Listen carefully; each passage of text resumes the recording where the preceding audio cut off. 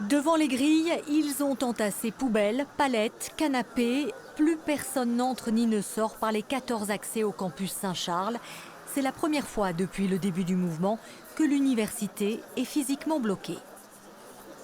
Le principe du blocage a été voté en Assemblée générale il y a une semaine et la dernière AG qui s'est tenue il y a quelques jours a elle décidé des modalités sur est-ce qu'on bloque l'intégralité du campus, est-ce qu'on bloque que les bâtiments, etc.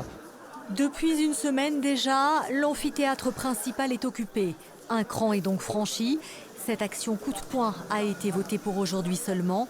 Des enseignants soutiennent les étudiants comme ce chercheur en physique qui ne comprend pas pourquoi on limiterait l'accès à certaines facultés. Il y a plein de filières aujourd'hui où on n'est pas en tension, on n'a pas de problème pour accueillir, donc il n'y a pas besoin de classer. On peut prendre tout le monde et on nous impose de faire des classements sans nous donner le temps de le faire sérieusement. Donc c'est vraiment... Et il y a une vision derrière d'emmener l'université vers quelque chose de privatisé comme on l'a vu faire en Angleterre. Parmi les étudiants, certains ne cautionnent pas ce blocage. C'est le cas de Quentin, convoqué pour un oral. Son partiel devra être reporté.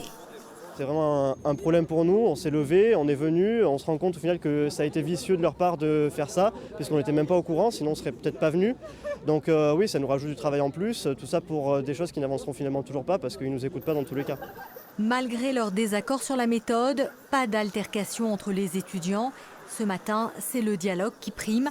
Le mouvement marseillais est pacifique, comme le souligne la doyenne de la faculté des sciences. Il n'y a eu aucune violence. C'était les mots d'ordre qui étaient donnés de toute façon aussi bien aux gardiens qu'aux étudiants avec lesquels je discute depuis le début du mouvement. Et le premier point, c'est qu'il n'y ait aucune violence et que la sécurité de tous soit vraiment garantie, quoi. Voilà. C'est le cas, donc... Et pour l'instant, c'est le cas. Les étudiants de Saint-Charles organisent une nouvelle assemblée générale demain midi pour décider de la suite à donner au mouvement.